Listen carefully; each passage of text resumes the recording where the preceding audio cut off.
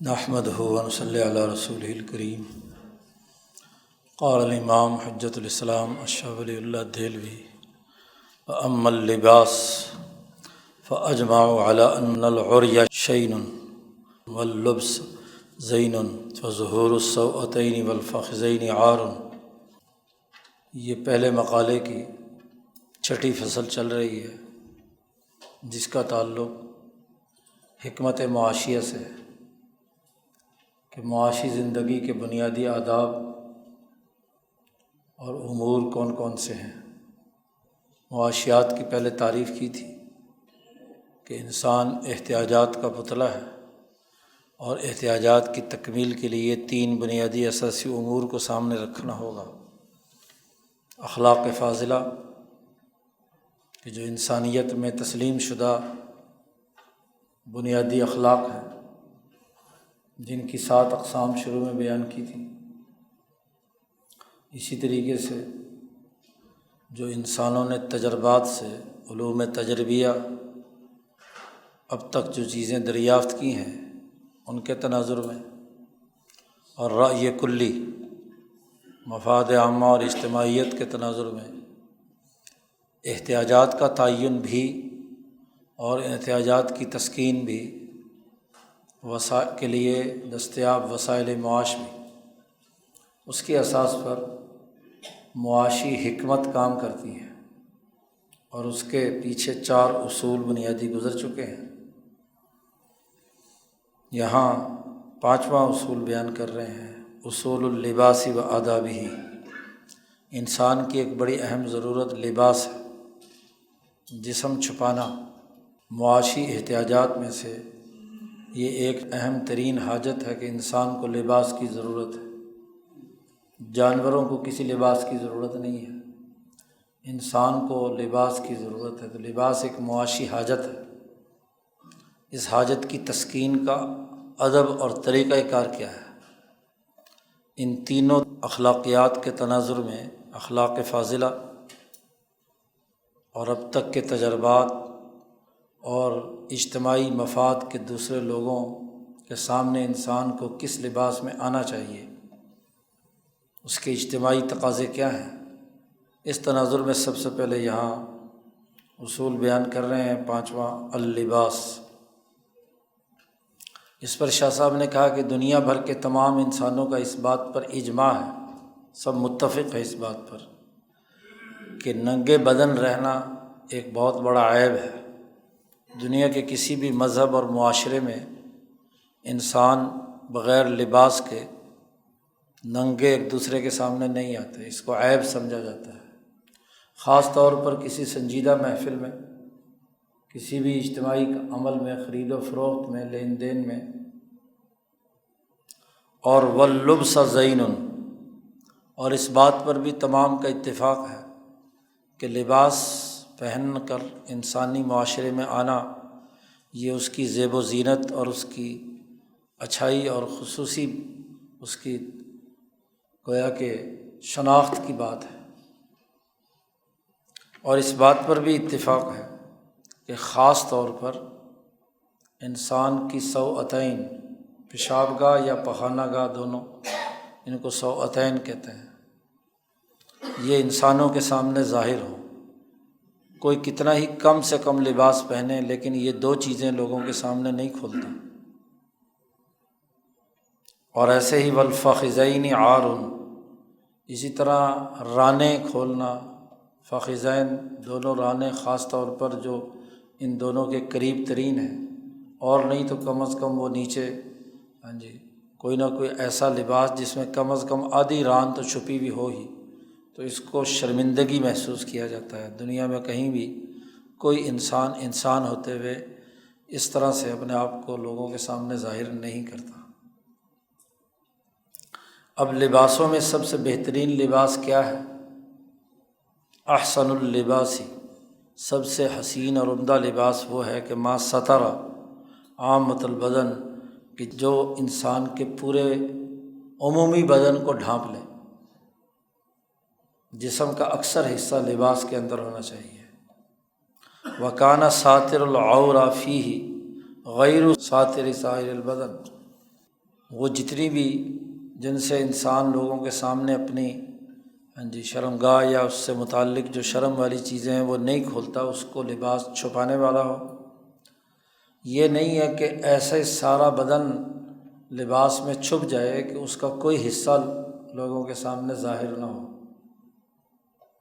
اس لیے خاص طور پر یہ ضروری ہے لباس میں سے کہ دونوں ہاتھ کھلے ہوئے ہونے چاہیے، ہاتھ لباس کے اندر بند نہ ہوں،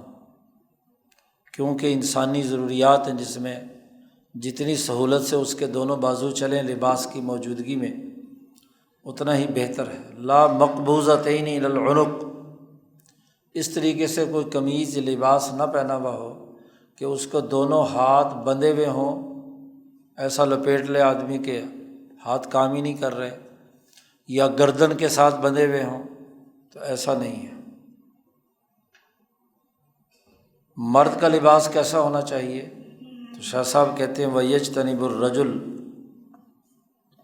آدمی کو ایسے کپڑوں سے اجتناب کرنا چاہیے کہ جن میں لباس کے اندر جن کا رجحان یا میلان چمک دمک والے کپڑے ہوتے ہیں، شودہ پن کی علامت سمجھی جاتی ہے کہ ایک آدمی جو ہے نا وہ زرق برق والے کپڑے پہنے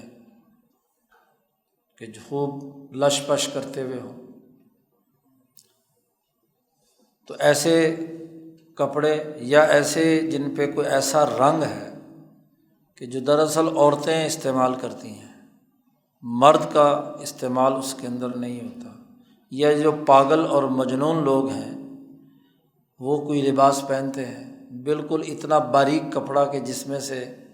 انسان کا، مرد کا جسم جو ہے بالکل جھانک رہا ہو، مرد ہو یا عورت۔ تو اس طرح کے لباس پہننا جو مجنون لوگ ہیں یا کوئی پاگل ہیں یا ایسے ہی پھکڑ پن کا کام کرتے ہیں، یا اسی طریقے سے بہت ہی زرق برق چمکدار قسم کے لباس، وہ لباس نہیں پہننا چاہیے۔ مثلاً ریشم کا لباس نہیں پہننا چاہیے مرد کو، ایسے ہی جو معصفر رنگا ہوا ہو، پیلے کلر کا یا اس طرح کا، یا زعفران کے رنگ میں رنگا ہوا ہو، تو ایسا لباس نہیں پہننا چاہیے۔ اور وما یصف لون البدن من الرقۃ، وہ لباس جو باریک ہونے کی وجہ سے اتنا باریک ہو کہ جس میں سے بدن کا رنگ باہر نظر آ رہا ہو، کہ کالا ہے تو کالا ہے، اور اگر کوئی گندم گونی ہے تو وہ، یا گورا ہے، تو لباس کے اندر سے بدن نہیں جھانکنا چاہیے۔ ولا بأس للمرأة، یہ سب لباس جو ہیں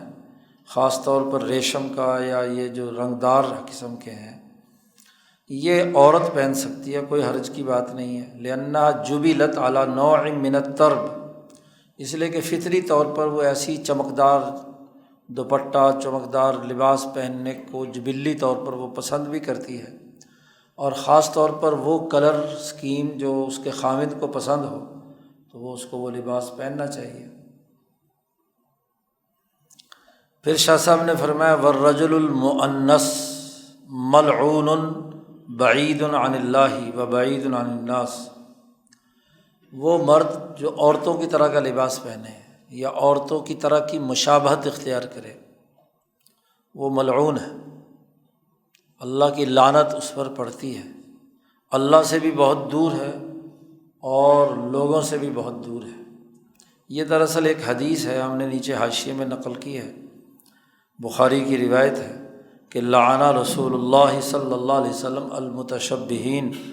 من الرجال بالنساء، مردوں میں سے جو عورتوں کی مشابہت اختیار کرتے ہیں لباس میں، اٹھنے بیٹھنے میں، مٹکنے چٹکنے میں، تو اللہ تعالیٰ نے ان پر لعنت کی ہے، ان پر پھٹکار پڑتی ہے۔ مرد کو مرد بنایا ہے، وہ ٹرانسجینڈر نہیں ہے، یہ حدیث اس کے اوپر فٹ ہوتی ہے۔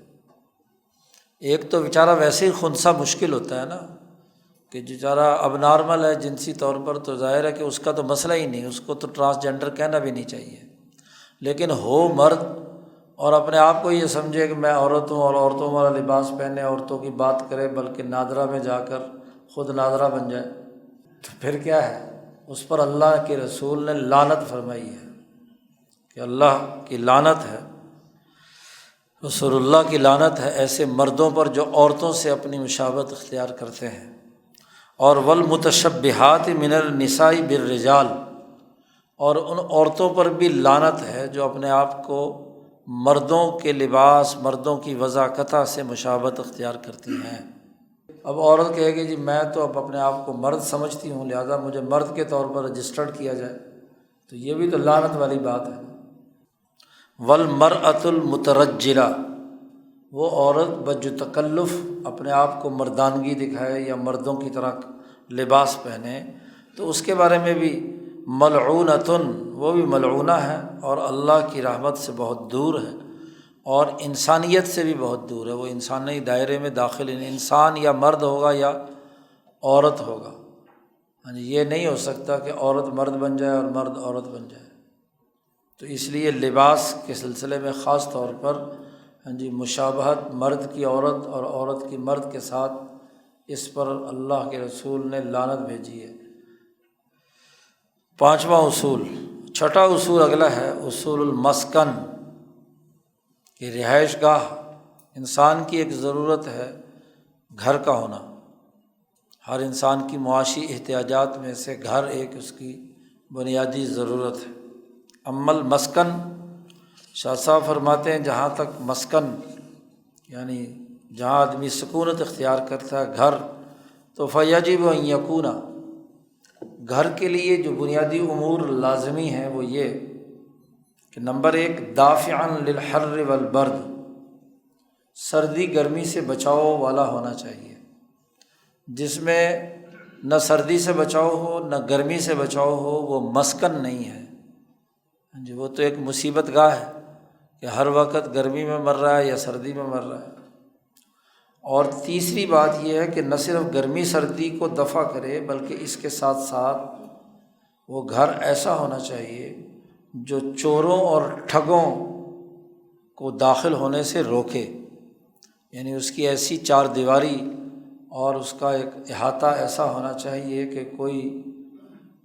لص ٹھگ جو ہے یا کوئی چور جو ہے وہ راستہ نہ بنا لے، کہ بیچاری جھونپڑی جو ہوتی ہے اس کے اندر تو جو چاہے مرضی آدمی غائب ہو، جھونپڑی کے اندر ہر طرح کا چور اور ٹھگ باز داخل ہو سکتا ہے، سامان لے جا سکتا ہے۔ تو مکان کم از کم ایسا ہونا چاہیے ہاں جی کہ جس کے اندر ان تین چیزوں سے بچاؤ ہو، گرمی، سردی اور چور اور ٹھگ۔ دوسری خصوصیت اس گھر میں یہ بھی ہونی چاہیے کہ حافظاً لأہل المنزل، جو گھر والے ہیں، جو اس جگہ مکان میں رہائش پذیر ہیں، ان کی حفاظت کرنے والا ہو، محفوظ جگہ پر ہو۔ ہاں جی، یہ نہ ہو کہ گھر والے سوئے ہوئے ہوں اور ان کو کوئی نقصان پہنچائے۔ تو محلے میں، آبادی میں، ایک ایسی جگہ میں جہاں اس کی حفاظت کا نظام موجود ہو، سیکورٹی ہو۔ جس گھر میں سیکورٹی نہیں ہے تو وہ سکون تو نہیں ہے۔ مسکن تو سکونت سے ہے، اور سکون تبھی ہوگا کہ جب آپ وہاں محفوظ ہوں۔ نہ صرف گھر والوں کی حفاظت ہو بلکہ اس کے اقمشتہم، اقمشہ کہتے ہیں کہ جو انسان کی روزمرہ کی گھریلو ضروریات ہیں، خاص طور پہ کچن کی، یا کوئی کھانے پینے کی اشیاء رکھی ہوئی ہیں، یا کپڑا لتا ہے، کوئی اور انسان نے اپنی ضروریات کے لیے جو گھر میں ضرورت کی چیزیں ہوتی ہیں، فرنیچر ہے وغیرہ وغیرہ، ہاں جی، جس میں کپڑے وپڑے، ٹرنک شرنک وغیرہ، پیٹیاں، وہ محفوظ ہوں۔ حتیٰ یتأتی الارتفاق المقصود بہ، تاکہ وہ ارتفاق جو مکان بنانے سے مقصود ہے وہ پورے طور پر حاصل ہو سکے۔ اگر ایسا نہیں ہے، گھر محفوظ نہیں ہے، وہاں انسان کا رکھا ہوا ساز و سامان محفوظ نہیں ہے، تو تب بھی وہ دراصل گھر نہیں ہے، تو وہ تو کیا ہے، سکونت کی جگہ نہیں ہے، مسکن نہیں ہے، بس ایسے ہی سرائے ہے، سمجھ لو ایک قسم کی۔ البتہ گھر بنانے کے لیے یہ ینبغی، مناسب یہ ہے کہ اس کی تعمیر میں بہت زیادہ پکا بنانے کا تکلف نہیں ہونا چاہیے۔ اللہ یتکلف فی البناء، اس کے بنانے اور تعمیر کرنے میں التشیید البالغ، بہت زیادہ پختگی، اس طرح کہ جی بس لوہے کا ہونا چاہیے، جی اتنا سریا ڈال لو، اتنا یہ کرو، اتنا وہ کرو۔ اور یہ بھی نہیں ہونا چاہیے کہ اس کے نقش و نگار، تو نقوش یعنی اس میں ایسے نقش و نگار، رنگ و روغن، فضول قسم کی چیزیں، ہاں جی یہ بنا لو، یہ تصویر بنا لو، وہ بنا لو، تو فضول قسم کے خرچے آج کل بہت ہو گئے۔ تو تشیید البالغ بھی نہیں ہونی چاہیے، بہت زیادہ پختگی، ایسی پختگی کہ ہاں جی کبھی نہ ٹوٹے۔ بھائی دنیا ہے، دنیا میں تو چیز فنا ہوتی ہے، ٹوٹتی رہتی ہے، ایسے ہی ون نقوش اور جو نقش و نگار ہیں، ہاں جی تزئین و آرائش، اس میں بھی تکلف سے کام نہیں لینا چاہیے جی، انتہا درجے کا۔ چھوٹا موٹا حسن جمال کی ذوق کی بنیاد پر آدمی کو کرے تو الگ بات ہے، لیکن اتنا کہ تکلف، غایت التکلف، بہت زیادہ تکلف، مصیبت اپنے گلے، یعنی اتنا مکان بنانے میں خرچ نہیں ہوتا جتنی اس کی تزئین و آرائش پر، ہاں جی بہت سارے انجینئر بھی بنا دیتے ہیں، تکلفات اس کی بناوٹ میں، اس کی محرابوں میں، اس کے فلانے میں، فضول، جس کا کوئی فائدہ نہ لینا دینا۔ اور نہ ہی وہ گھر اتنا تنگ ہونا چاہیے کہ جس میں انسان کھلا پن محسوس نہ کرے۔ ولا یجعل فی غایۃ الخزارۃ والضیق، حضور صلی اللہ علیہ وسلم نے فرمایا کہ اگر کسی میں کوئی خرابی ہو سکتی ہے، کسی چیز میں بدبختی ہو سکتی ہے، تو تین چیزیں ہیں۔ بیوی کپتی قسم کے مل جائے، ہر وقت ڈنڈا لیے کھڑی ہو، گھر میں جیسے ہی داخل ہو تو کلاس شروع ہو جائے، تو اس سے بڑی بدبختی اس بندے کی کیا ہوگی کہ ساری عمر جو ہے نا ایسی بیوی کے ساتھ اسے پالا پڑا رہے۔ اور دوسرا یہ کہ آدمی کے پاس سواری ہو اور وہ ہر وقت دھکا سٹارٹ ہو یا گھوڑا ہو اڑیل، اس زمانے میں گھوڑے ہی ہوتے تھے، اور وہ سفر طے کرنے کے بجائے اچھل اچھل کے بندے کو کیا ہے ویسے ہی ہڈی پسلی ایک کر دے، تو بدبختی اس میں ہو سکتی ہے۔ اور تیسری بات، اگر کسی میں بدبختی ہو سکتی ہے تو وہ ایسا گھر جس میں ضرورت کے مقابلے میں تنگی ہو، افراد زیادہ ہوں، افراد خانہ اور مکان کمرہ مثلاً ایک ہی ہو، ہاں جی جگہ تنگ ہو، کھلی جگہ نہ ہو، تو اس سے بڑی بدبختی اور کیا ہوگی کہ تنگ اور گھٹا ہوا، بغیر کسی روشنی، بغیر کسی اس کے ہاں جی گھر ہو، تو وہ گھر تو نہیں ہے نا، وہ تو دڑبہ ہے، قید خانہ ہے، جیل ہے۔ تو نہ ہی بہت تنگ اور خستہ حال ہو،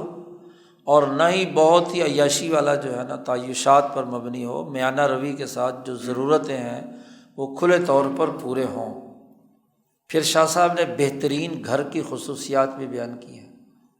وَأَحْسَنُ الْمَسْكَنِ، بہترین مسکن اور مکان وہ ہوتا ہے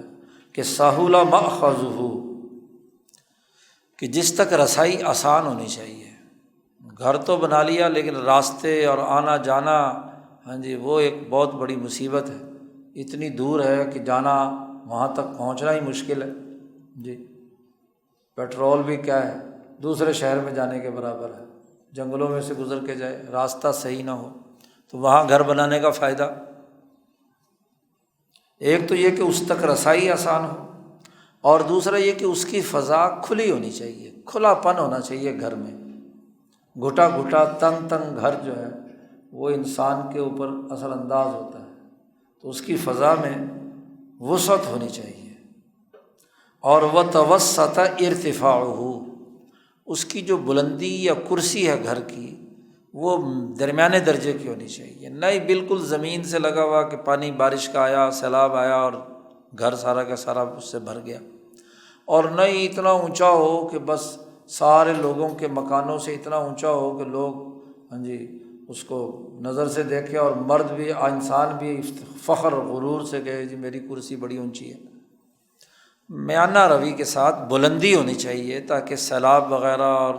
ہاں جی بارشوں سے محفوظ ہو، درمیانے درجے کی اس کی بلندی ہونی چاہیے۔ ایسے ہی مکان کے اوپر بنانے میں بھی جو تعمیرات ہیں، کئی منزلہ بلا ضرورت بنانا،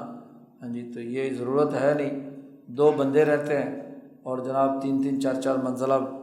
کوٹھی جو ہے نا وہ بنائی جا رہی ہوتی ہے، کروڑوں روپے اس پہ خرچ کر دیتے ہیں۔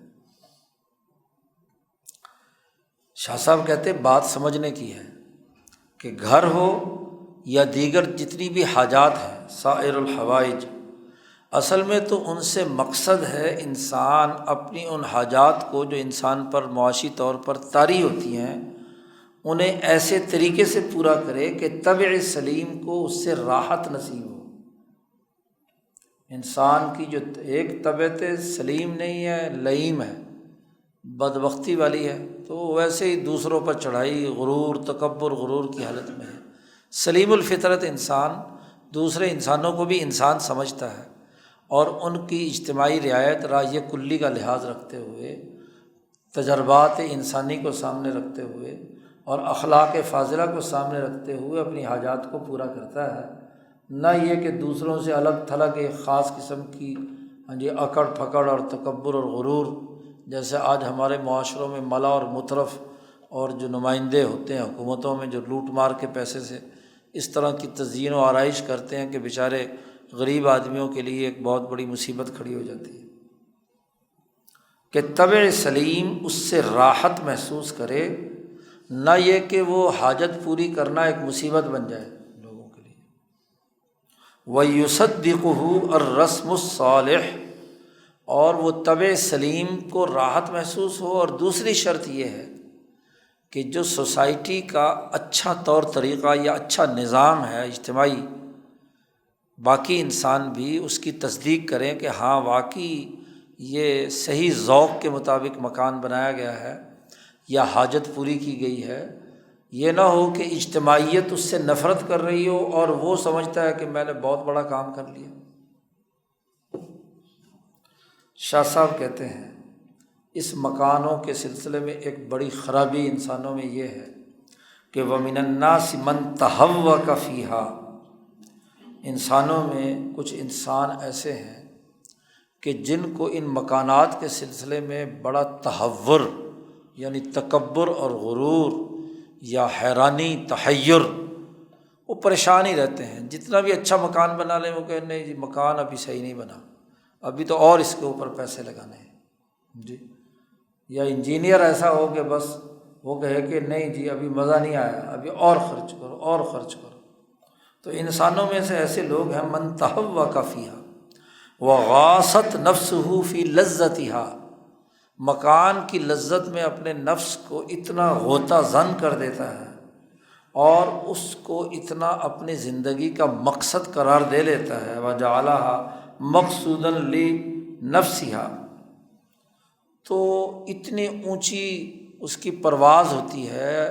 اس مکان کی تزئین و آرائش، اس کے بنانے اور اس پر لاکھوں کروڑوں روپے خرچ کرنے کی کہ فَعَسَىٰ ذَلِكَ أَن لَّا يَنْجُوَ مِن قَدِّ الدُّنْيَا، ایسا آدمی پوری زندگی بھر دنیا کی بھاگ دوڑ، ظاہر ہے اس کے لیے وسائل چاہیے اور وسائل کے لیے وہ گدھے کی طرح کام جتا رہتا ہے۔ کوئی مکان سکون کے لیے بنانا ہے اور بے سکونی کے ساتھ بس اس مکان کے بنانے کے چکر میں اتنا اپنے آپ کو اس نے منہمک کر لیا ہے کہ اس کو نجات نہیں حاصل ہوتی، نہ تو دنیا کی مصیبت سے اور بلکہ قبر کے فتنے سے بھی نجات حاصل نہیں ہوتی، نہ اسے یہ یاد رہتا ہے کہ میں نے مرنا ہے، قبر میں جانا ہے جی، اور نہ ہی حشر کے میدان کی آزمائش اور فتنے کا اس کو کوئی ڈر رہتا ہے۔ بس جنونیوں کی طرح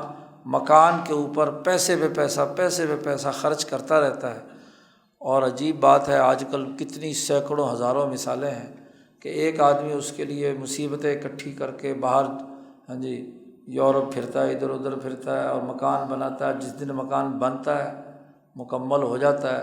تو ہارٹ اٹیک ہوتا ہے اور بندہ 9-2-11۔ تو ایسے گھر کا اچار ڈالنا ہے اور ویسے بھی ماشاءاللہ پاکستانی گورنمنٹ کسی سرکاری افسر کو بھی پیسے آخر میں مرنے کے قریب دیتی ہے، جب وہ ریٹائر ہو کر آ جاتا ہے نا،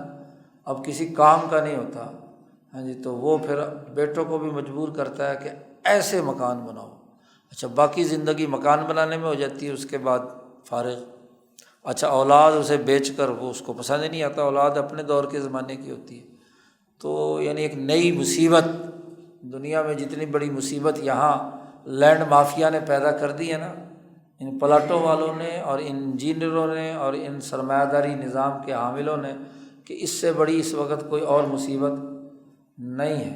اور پھر ساتھ اگر بیگمات بھی مل جائیں تو بندہ پھائے چڑھ جائے۔ مکان جو ہے نا وہ اچھے سے اچھا ہونا چاہیے، چاہے اس میں ضرورت پوری ہوئی کہ نہیں۔ مکان راحت کے لیے بنایا تھا، بجائے راحت کے مصیبت بن گیا۔ ساتواں اصول، انسان کو سفر کی ضرورت پیش آتی ہے۔ اس سے پہلے کی ضروریات حضر کی بیان کی ہیں، تو ایک حاجت سفر کی بھی ہے، تو سفر کے بھی کچھ اصول اور ضابطے ہیں۔ اما سفر، سفر جو ہے انما یقصد، سفر صرف ایک ایسے مقصد کے لیے کرنا چاہیے کہ جو کوئی نہ کوئی ایسی اہم ضرورت ہے کہ جو سفر کے بغیر پوری نہیں ہوتی۔ وجہ کیا ہے کہ سفر میں ما فیہ من المتاعب، سفر میں انسان کو جو تھکن ہوتی ہے، جسم ٹوٹ جاتا ہے۔ اسی طریقے سے والوحشتی، اجنبیت ہوتی ہے۔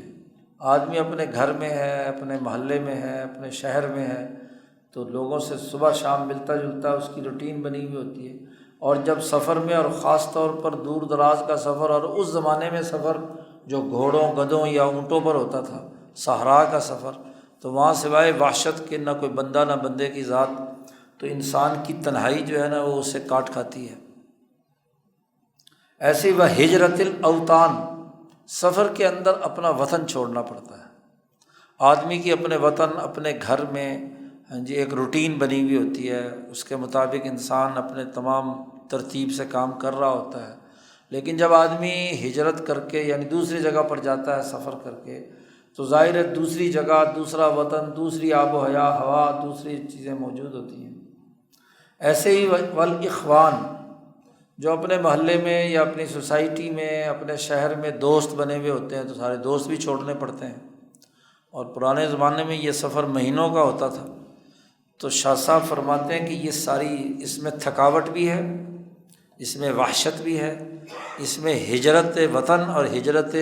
اخوان، دوستی اور یاروں کو بھی چھوڑنا پڑتا ہے۔ وہ محفل نہیں جمتی، وہ بات چیت نہیں ہوتی، وہ گفتگو نہیں ہوتی، تو وہ باہر سفر پہ رہتا ہے۔ تو یہ جو چار بنیادی خرابیاں ہیں، اس کی وجہ سے سفر صرف اور صرف اس وقت کرنا چاہیے لأغراض مہمۃ، بہت ہی اہم غرض وابستہ ہو، ضرورت وابستہ ہو، جو سفر کے بغیر پوری نہ ہوتی ہو، تو تب سفر کرنا چاہیے۔ پرانے زمانے میں تو لوگ ایسے ہی کبھی کبھی سالوں میں سفر کرتے تھے۔ اب ماشاءاللہ پیسے جیب میں، فوراً ٹکٹ لیا بیٹھے، اور وہ پتہ ہی نہیں چلتا کہ کہاں کہاں، اور تو اور ملک کے اندر ہی نہیں، ملک سے باہر بھی اڑ کر فلانی جگہ پہ فلانی جگہ پہ۔ تو سفر کو کسی غرض مہم، اہم کام ہو جو اس کے بغیر نہیں ہو سکتا، تو اس کے لیے سفر کرنا چاہیے۔ فلا ینبغی، پس مناسب نہیں ہے کہ آدمی جلدی جلدی سفر کرے، ان یبادر الیہ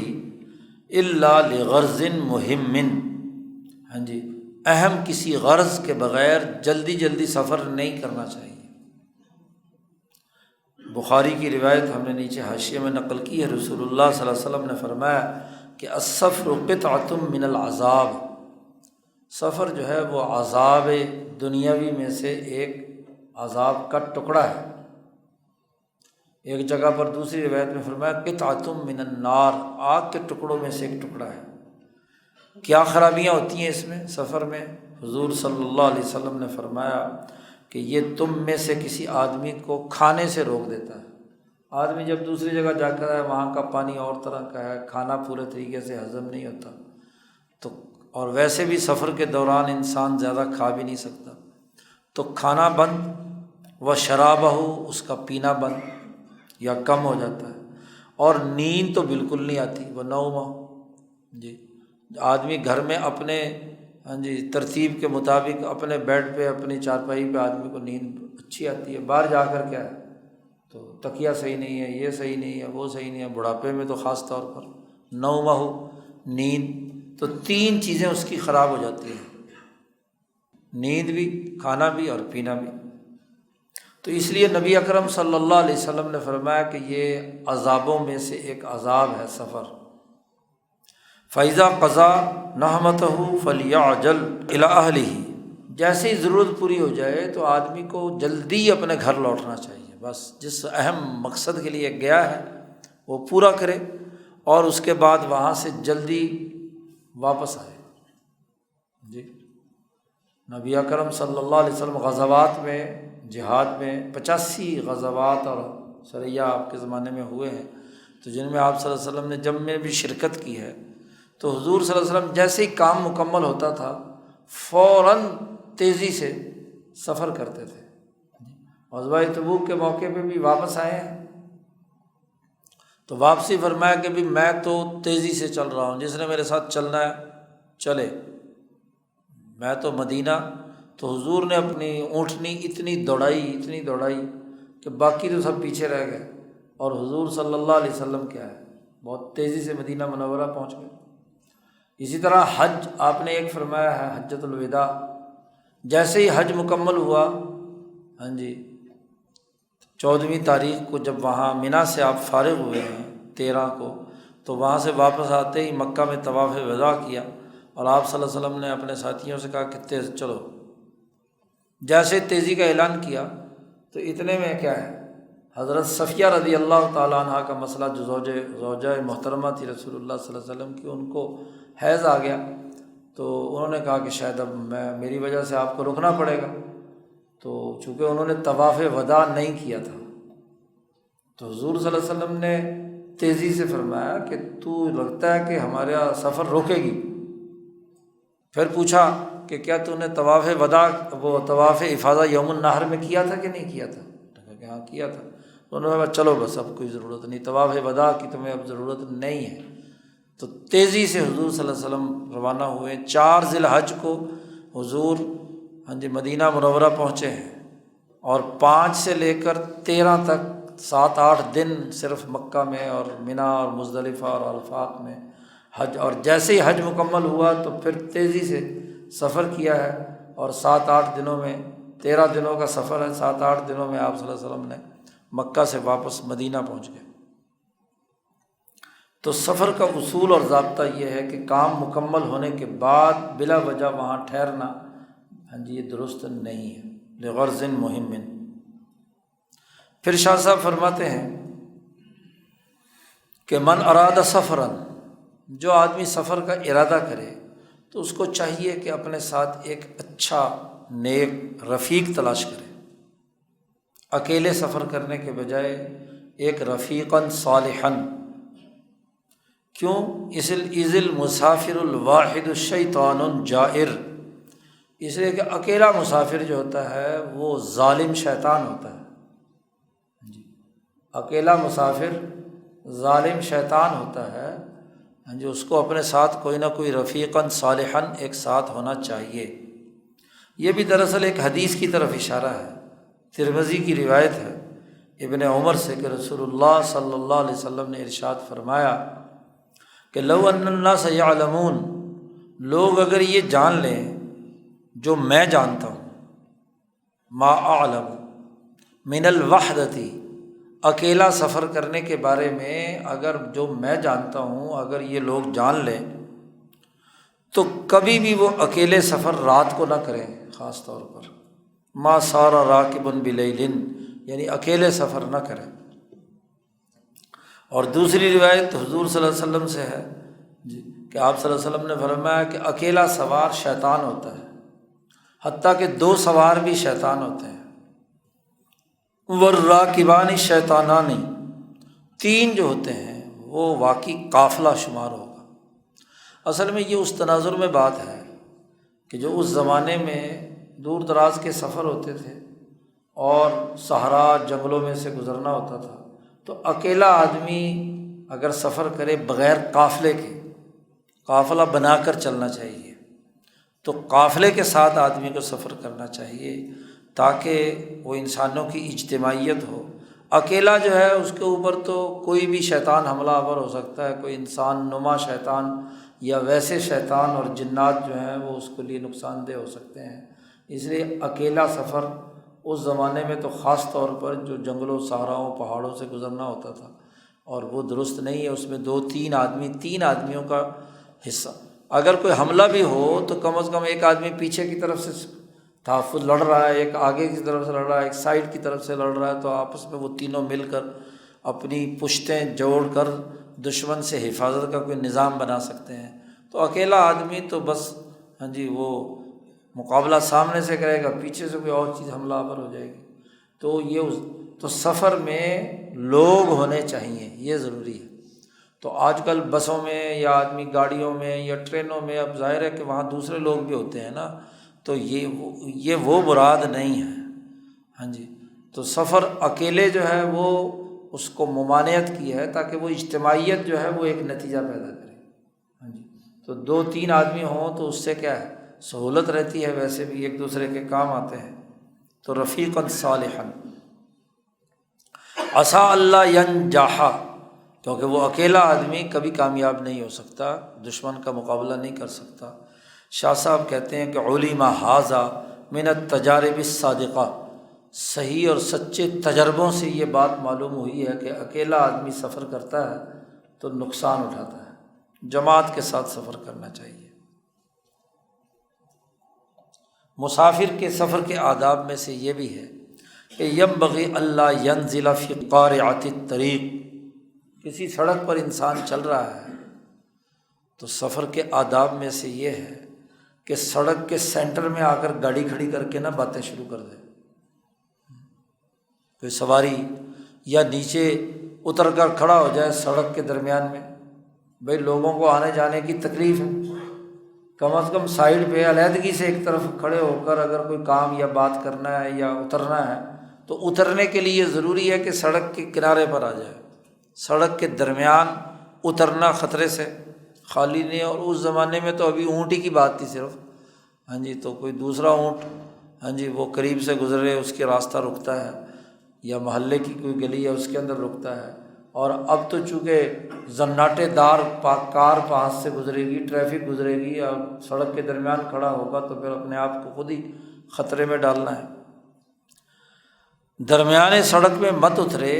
لئلا یطرقہ طارق، رات کو کوئی گزرنے والا جو ہے اس کو اندھیرے میں نہ پتہ چلے وہ سڑک سمجھ کر گزر رہا ہے، بندہ لیٹا ہوا ہے آگے راستے میں، تو یہ کہیں پاؤں کے نیچے روندا نہ جائے۔ عجیب بات ہے، جو آداب مسلمانوں کو اتنے 100 سال پہلے سمجھائے گئے ہیں، آج بھی مسلمان حرکتوں سے باز نہیں آتے۔ آپ جب عرفات سے حج والے دن چلتے ہیں نا، شام کو مغرب کے بعد، تو آپ کو مزدلفہ پہنچنا ہوتا ہے۔ اب مزدلفہ بڑی لمبی چوڑی سڑک ہے اور دونوں طرف پہاڑی میدان ہے، کھلا بھی ہے، جہاں چاہے بندہ جا کر اپنا بستر بنائے، بچھائے، لیٹ جائے۔ اب راستہ گزر رہا ہے، لوگ ابھی کیونکہ بہت بڑا مزدلفہ ہے تو جا کر سب سے پہلے جو سڑک ہوتی ہے نا، وہ چونکہ تارکول کی بنی ہوئی ہوتی ہے، بڑی پلین ہوتی ہے، خوبصورت ہوتی ہے، تو بس چٹائی بچھائیں گے، وہیں لم لیٹ ہو جائے۔ بھائی لوگوں نے گزرنا، گزریں گے کیسے؟ اب ہوتا کیا ہے، اب وہ ہوتے ہوتے، حالانکہ وہ کوئی بہت بڑی موٹر وے ٹائپ ہے، سڑک اچھی خاصی چوڑی ہے، کوئی 200 فٹ، وہ ہوتے ہوتے اتنی تھوڑی سی تنگ ہو جاتی ہے۔ اب مسافروں نے، حاجیوں نے گزرنا ہے اور پیدل عموماً ہوتے ہیں، ابھی تو ٹریفک نہیں ہے وہاں، ٹریفک کا راستہ ہی دوسرا ہے، تو جو پیدل چلنے والے ہیں ان کے لیے سڑک تنگ ہو جاتی ہے۔ اچھا بسا اوقات یہ ہوتا ہے کہ پیچھے سے ریلا آتا ہے جب، تو وہ جو سائڈوں میں لیٹے ہوئے ہوتے ہیں وہ پاؤں کے نیچے کچلے جاتے ہیں، بیچارے بوڑھے اور اس طرح کے لوگ جو ہیں مارے جاتے ہیں، پھر کہتے ہیں جی بندے مر گئے۔ بھائی یہ کچھ کیا نہیں، روڈ سائنس تو خود بھی ہونی چاہیے کہ بھئی پیچھے سے مجمع آ رہا ہے، 20-25 لاکھ کا مجمع ہے، سارے نے آ کر مزدلفہ میں ٹھہرنا ہے، تو سڑک سے ہٹ کر اتنا بڑا وسیع پہاڑی میدان ہے، کھلی میدان ہے، جہاں چاہے مرضی اپنا بستر لگا لو، لیکن سڑک پہ بچھا کر وہیں لیٹ جائیں گے، کوئی چلنے کے آداب کا پتہ نہ لینا نہ دینا۔ تو کم از کم آداب نہیں معلوم کہ سڑک کو راستہ روکنا جو ہے، ویسے بھی گزرگاہ کا راستہ، اور وہ بھی حج کے موقع پہ، اس سے ذرا خرابی کی بات کیا ہے۔ پھر شاہ صاحب فرماتے ہیں، اور یہ نبی اکرم صلی اللہ علیہ وسلم کا معمول تھا کہ فَإِذَا كَانَتِ الْأَرْضُ جَدْبَةٌ، اگر آدمی سفر کے دوران ایسی جگہ سے گزر رہا ہو جہاں بے آب و گیا جنگل، صحرا،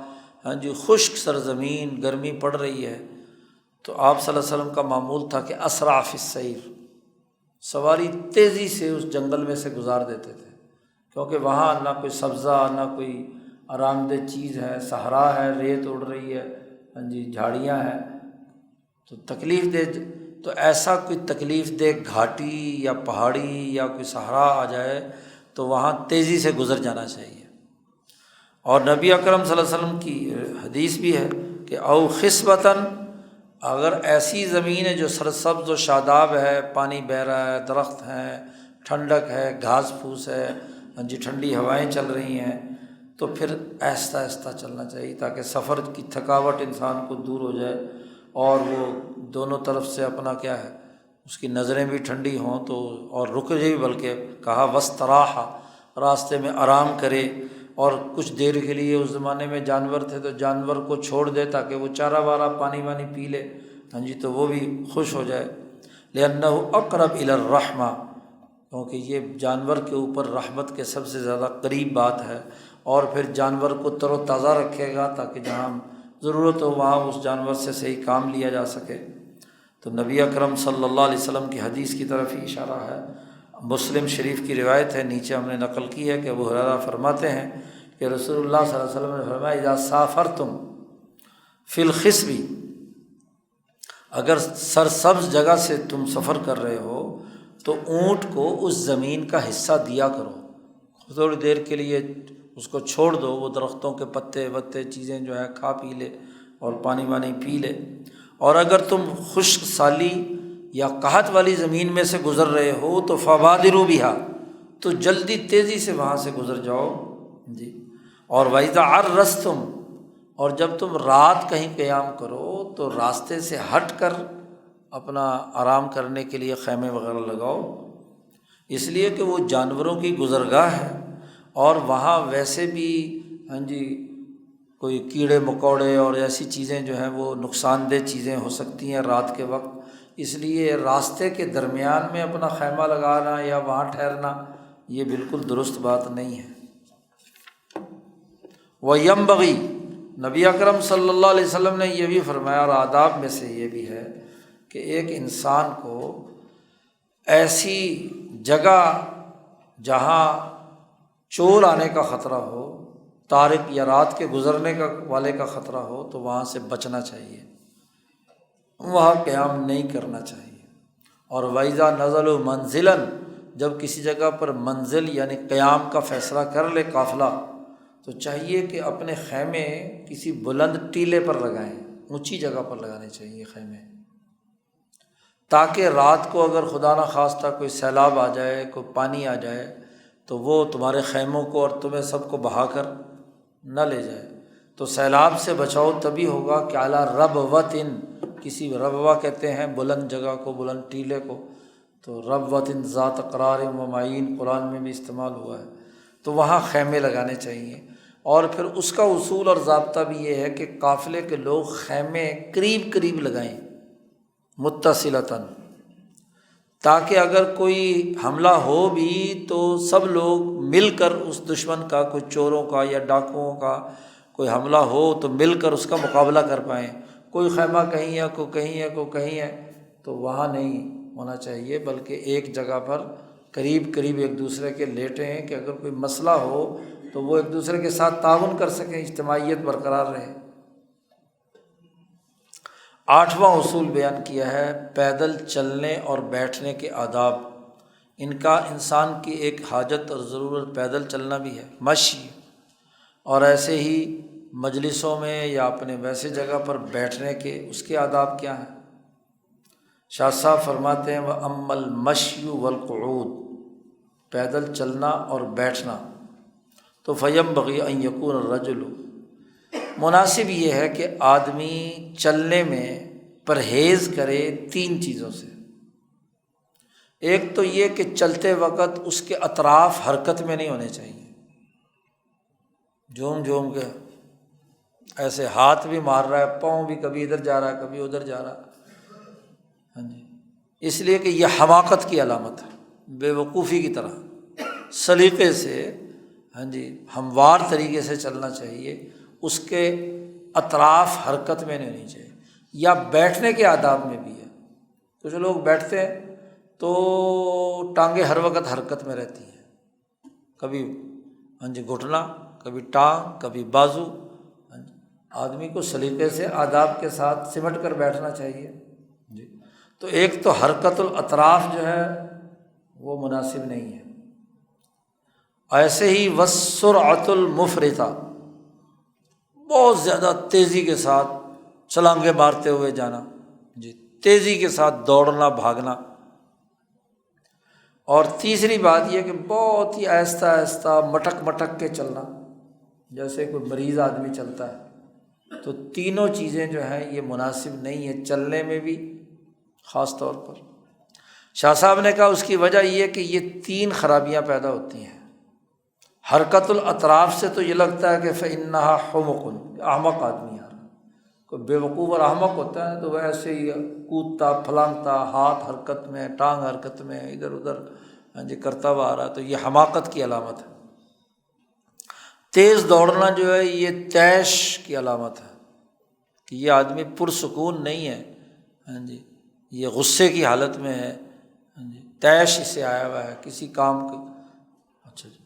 اور وہ جو بطول مفرط، بہت زیادہ آہستہ آہستہ چلنا، یہ گویا کہ علامت ہے کہ انتہائی کمزور اور تھکڑ ہے، بابا ہو چکا ہے، بوڑھا ہو چکا ہے۔ اور کچھ لوگ ویسے بھی اپنے آپ کو تصنع کے ساتھ ضعیف دکھانے کے لیے اس طرح سے مٹک مٹک کے چلتے ہیں، حالانکہ ابھی جوان ہی ہوتے ہیں۔ اور اگر جوانی میں ان کو کوئی عہدہ مل جائے، کوئی بڑے پروفیسر بن جائیں، کوئی بڑے پیر صاحب بن جائیں، کوئی علامت بن جائیں، تو پھر وہ باقاعدہ مٹک مٹک کر چلتے ہیں تاکہ پتہ چلے کہ حضرت آ رہے ہیں۔ تو حضرت بننے کے لیے اس طرح سے چال ڈھال بنا لیتے ہیں، بندے کی طرح چلے، نارمل طریقے سے چلے، نہ تو تکبر کی علامت میں ہو، نہ ہی بالکل کمزوری کے ساتھ ہو، نارمل حالت میں سینہ تان کر چلے، مناسب تو یہ ہے۔ بیٹھنے کے آداب میں سے یہ ہے کہ مناسب نہیں ہے کہ لوگ دائرے میں بیٹھے ہوئے ہوں تو آ کے درمیان میں دائرے کے بیٹھ جائے، چودھری بن کر۔ مناسب نہیں ہے کہ آدمی حلقے کے درمیان بیٹھے۔ اور وہ احسن المقاعد، بیٹھنے کی سب سے بہترین جگہ وہ ہے کہ جہاں آدمی کو کسی ایسی بات کی نصیحت حاصل ہو کہ جس سے اسے آخرت کا یا دنیا میں کوئی سلیقے کی بات اسے معلوم ہو، ایسی مجلسوں میں جا کر بیٹھنا چاہیے۔ ایسے پھکڑ بازوں کی ادھر کی مار ادھر کی مار، ادھر کا وقت ضائع کرنا، گپاسٹنگ لگانا، وہ مجلسیں جو ہے نا وہ مناسب نہیں ہیں۔ وقت ضائع کرنا ہے، یا تو دنیا کے نفع کی کوئی بات اسے سلیقے کی معلوم ہو یا آخرت کے نفع کی کوئی بات معلوم ہو، تو ایسی مجلسوں میں، ایسی محفلوں میں بیٹھنا چاہیے۔ وَأَسْوَأُ الْمَقَاعِدِ، اور سب سے بدترین محفل اور مجلسیں وہ ہیں کہ آدمی سڑک پر بیٹھے، سڑک پر محفل جما کر بیٹھے، خاص طور پر ایسے کہ جو عورتیں گزر رہی ہیں تو ان کی طرف گھورتا رہے وہاں بیٹھ کر جی۔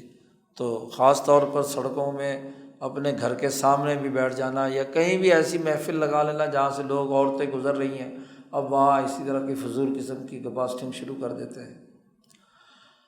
نبی اکرم صلی اللہ علیہ وسلم نے منع فرمایا ہے، ایاکم والطرقات، بخاری کی روایت ہے، یہاں نقل کرنا بھول گئے کہ نبی اکرم صلی اللہ علیہ وسلم نے فرمایا ایاکم والطرقات، خبردار تم راستوں کے اندر مجلس بنانے سے جی باز آ جاؤ۔ تو رسول اللہ صلی اللہ علیہ وسلم نے فرمایا، اور صحابہ نے کہا جی بسا اوقات ضرورت کی وجہ سے بیٹھنا پڑتا ہے، تو حضور نے فرمایا اس کا حق ادا کرو۔ پھر عورتیں گزریں تو نگاہیں نیچی رکھو، لوگ گزریں تو ان کو سلام کرو، اور ضرورت کے بقدر جتنی ضرورت بیٹھنے کی اتنی بیٹھو، اس کے بعد مجلس ختم کرو، اور گزرنے والوں کا راستہ تنگ مت کرو۔ محفل لگی بھی ہوتی ہے، گزرنے والا بیچارہ کھڑا ہوا ہے، تنگ ہو رہی ہے، تو یہ ایسا بھی درست نہیں ہے۔ اور ایسی محفل کہ جہاں انسان کے خیالات کے اندر تشویش والی، یعنی تشویش انگیز صورتیں جمع ہو رہی ہوں، بلا وجہ کی فضول قسم کی چیزیں اور آج کل تو ماشاءاللہ ہر ایک کی جیب میں ہے صورت مشوشہ جی تشویش میں ڈالنے والا موبائل، اور پھر خاص طور پر وہاں سے جو ونڈو کھلتی ہے کہیں ٹک ٹاک کی اور کہیں کیا نام ہے کسی اور کی، فیس بک کی اور اس کی، تو اس کے اندر جو صورت مشوشہ پیدا ہوتی ہیں۔ انسان کی نسل کو بڑھانے کے لیے جماع کی ضرورت ہے، میاں بیوی کا تعلق ہے تو اس کے بھی آداب اور قاعدے ہیں۔ سب سے بڑی حاجت ہے، انسان کو جنسی حاجت پوری کرنی ہے، مرد کی بھی ضرورت ہے، عورت کی بھی ضرورت ہے، اولاد بھی پیدا کرنی ہے۔ تو اصول الجماع کیا ہے؟ وَأَمَّا الْجِمَاعُ، میاں بیوی کا جو تعلق ہے، جماع ہے، فَلَا بُدَّ أَن يَكُونَ فِي سِتْرٍ، وہ پردے میں ہونا چاہیے۔ جی وہ لوگوں کے سامنے یہ حرکت قطعی نہیں ہونی چاہیے۔ اور وَتَحْتَ لِحَافٍ، اور اوپر لحاف ہونا چاہیے، جانوروں کی طرح۔ حضور صلی اللہ علیہ وسلم نے فرمایا گدھے گدھی کی طرح نہ ملا کرو، انسانوں کی طرح ملا کرو۔ ہاں جی، تو ایک تو یہ ہے کہ لحاف میں اندر ہونا چاہیے، کپڑا ہونا چاہیے اوپر۔ قضا بذالک الحیا، حیا اس بات کا تقاضا کرتی ہے۔ اور پھر یہ جو جماع ظاہر ہے کہ نسل پیدا کرنے کے لیے ہے، ہاں جی اولاد پیدا کرنی ہے، تو اس کے لیے جب تک میاں بیوی دونوں فارغ نہ ہوں اچھی طرح، تو بچے کی پرورش اور نشو و ارتقاء درست نہیں ہوتا۔ اس لیے فرمایا بعد مفاقہۃ و ملاعبۃ تامۃ، کوئی کھانے پینے کی جو مفاقہ، اس سے پہلے کوئی فروٹ وغیرہ یا کوئی چیز وہ بھی ہو، اور پھر ملاعبۃ تامۃ، میاں بیوی کا درمیان میں آپس میں کھیل کود کا کچھ وقت گزرنا چاہیے، تاکہ مکمل طور پر جو استفراغ منی ہے وہ آسان ہو جائے۔ فَإِنَّهَا أَقْرَبُ إِلَىٰ اسْتِفْرَاغِ الْمَنِی، منی مکمل طور پر دونوں کی جب تک پوری طاقت سے نہیں نکلے گی تو رحم میں جو بچے کی پرورش اور نشو و ارتقاء ہے وہ درست نہیں ہوگا۔ اس لیے ملاعبت تامہ کے ساتھ حضور صلی اللہ علیہ وسلم نے فرمایا کہ گدھے کی طرح نہ کام کیا کرو، بلکہ بیوی کے ساتھ کوئی پیار و محبت کرو، اس کو اپنے ساتھ چمٹاؤ، اس کے ہاں جی وغیرہ وغیرہ جو ملاعبت کا طریقہ ہوتا ہے وہ اختیار کرو، تاکہ دونوں ذہنی طور پر تیار ہو جائیں ہاں جی اس پورے کام کے لیے۔ اور وَيَنبَغِي، اور مناسب یہ بھی ہے کہ دونوں جماع کی حالت کے اندر گفتگو نہ کریں، اللہ یتکلما فی حالت الجماع، کیونکہ یہ تقاضا کرتا ہے انسان کی سمت الصالح، ہاں جی توجہ اس کام کی طرف ہو، نہ کہ زبان سے ہاں جی آوازیں نکالنا، گفتگو کرنا، بات چیت کرنا، اس کی ممانعت۔ پھر ایک اور بات بھی اہم بیان فی آداب میں سے، وَيَنبَغِي، اور مناسب یہ ہے کہ مرد عورت کے پیٹ پر اس وقت تک رہے جب تک کہ عورت کو کہ منی نکلنا ہے۔ وجہ یہ ہے کہ عام طور پر مرد جلدی فارغ ہو جاتا ہے اور عورت جو ہے وہ دیر سے فارغ ہوتی ہے۔ اگر مرد جلدی فارغ ہو جائے اور فوراً جدا ہو جائے تو عورت کو ہاں جی تسکین حاصل نہیں ہوتی، اس کی ضرورت پوری نہیں ہوتی، تو وہ سوائے چڑچڑی ہوگی، لڑائی مزاج، جھگڑا، ہر وقت دنگا فساد رہے گا۔ تو آداب میں سے ہے، جماع کے آداب میں سے ہے کہ مرد اگرچہ فارغ ہو چکا ہے تو وہ اس وقت تک عورت کے پیٹ سے الگ نہ ہو جب تک کہ کیا ہے عورت فارغ نہ ہو جائے۔ اس کی فراغت کا لحاظ رکھنا ہاں جی ضروری ہے، کیونکہ وہ اگر فارغ نہیں ہوئی تو نہ بیضہ نکلے گا اور نہ بیضے کا ہاں جی کروموسوم جو مردانہ نطفہ ہے اس کا کراس ہوگا، نہ بچے کا حمل ٹھہرے گا۔ تو حمل نہ ٹھہرنے کی بہت ساری وجوہات میں سے یہ بات بھی ہے کہ انسان جو ہے وہ جلد بازی میں فارغ ہو کر وہ الگ ہو جاتا ہے، اور آگے جو ہے جو حمل کا ہونے کا عمل ہے وہ پورا نہیں ہوتا، اور عورت کو بھی اس کے ساتھ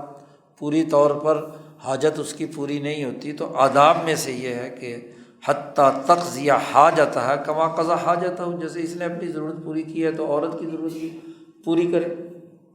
تو یہ آداب بھی، یہ حاجت اور ایک ضرورت ہے، اور اس ضرورت کے بھی آداب اب پہلے تو سکھائے جاتے تھے یہ آداب، آج کل شرم کے نام پر، کچھ تصوف کے نام پر ہاں جی کچھ اسلام کے نام پر یہ جنسی معاملات اور آداب ہیں،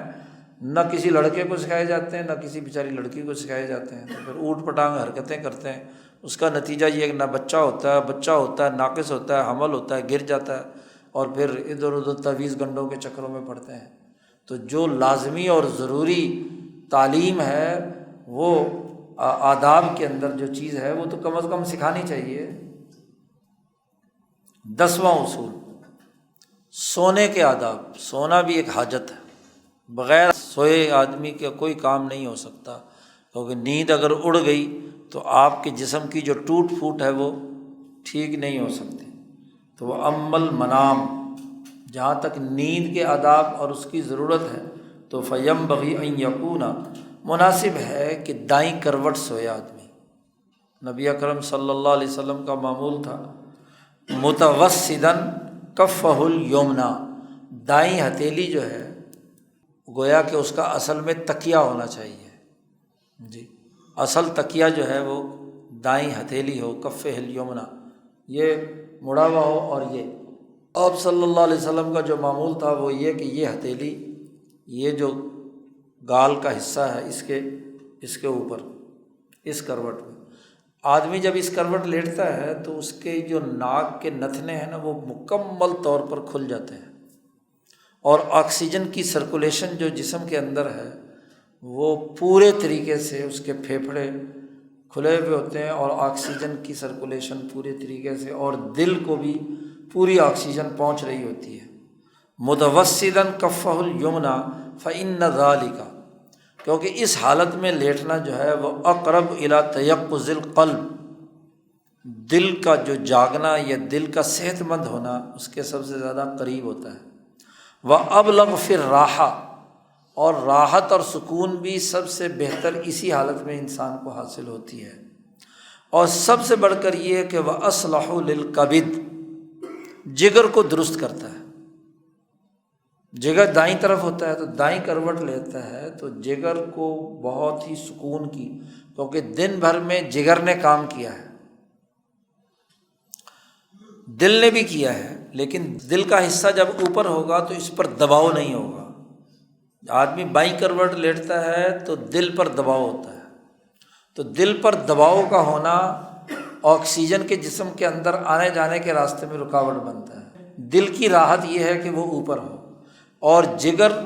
بہت زیادہ کام کیے ہوئے ہوتا ہے، اسے آرام کی ضرورت ہے۔ اگر آدمی بائیں کروٹ لیٹا ہوا ہے تو جگر اوپر ہو گیا، ہاں جی، تو وہ لٹک جاتا ہے، تو اس کو راحت اور آرام نہیں ملتا، اس کی مرمت صحیح نہیں ہوتی۔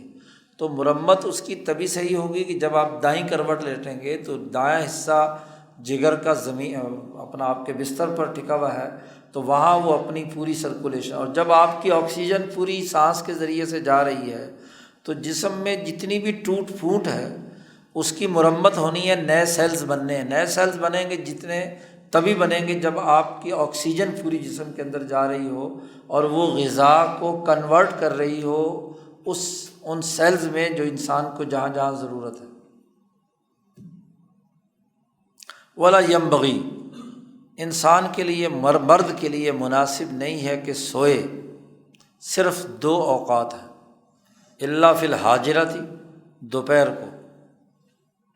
حاجرہ ٹھیک 12 بجے زوال کا وقت ہوتا ہے، اس کو حاجرہ کہتے ہیں،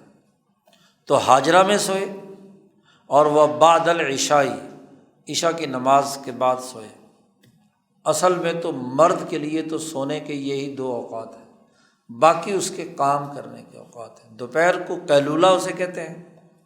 عمر فاروق زوال سے ذرا پہلے اپنے سرکاری دفتر سے نکلتے تھے تو احکامات پہلے سے تھے کہ سب لوگ جا کر قیلولہ کریں، چاہے 20 منٹ کا ہو، 30 منٹ کا ہو، گھنٹے کا ہو، یعنی جس میں انسان کو نیند آ جائے، جسم کے تمام اعضاء کو، دماغ کو، تمام چیزوں کو سکون مل جائے، کہ یہ قیلولہ جو ہے انسان کی عمر کو دگنا کر دیتا ہے۔ تو دوپہر کا نصف جو ہے آدھا ہو چکا ہے، تو فجر کے وقت سے لے کر دوپہر تک انسان نے کام کیا ہے تو اس کے بعد اس کو ریسٹ ملنا چاہیے، آدھے گھنٹے کا، پونے گھنٹے کا، اور وہ دوپہر میں نصف النہار میں۔ اسی طریقے سے پھر عشاء کے بعد اللہم، ہاں کوئی اگر واقعی ضرورت پیش آئے، ایک آدمی مریض ہے، ظاہر ہے کہ وہ اس کو کسی وقت نیند آئی بھی ہے، تھکاوٹ ہے، وہ اگر سونا چاہتا ہے تو مریض کا معاملہ تو الگ ہے، لیکن ایک صحت مند انسان کو سوائے 2 وقتوں کے اور سونا نہیں چاہیے۔ باقی وقت میں سونا یہ عیب کی علامت ہے، خرابی کی بات ہے۔ مناسب یہ ہے کہ آدمی سوئے علی طہارت، وضو کر کے، پاکیزہ ہو کر، وبعد تنقیۃ الدماغ عن الصورۃ المشوشہ، اپنے دماغ کو ہر قسم کی تشویش انگیز صورت سے بچا کر، پہلو تہی کر کے، کہ بترک الاصغاء الی الثمرہ، ثمرہ کہتے ہیں عشاء کی نماز کے بعد گپاسٹنگ لگانے کو، فضول قسم کے ڈرامے دیکھنا،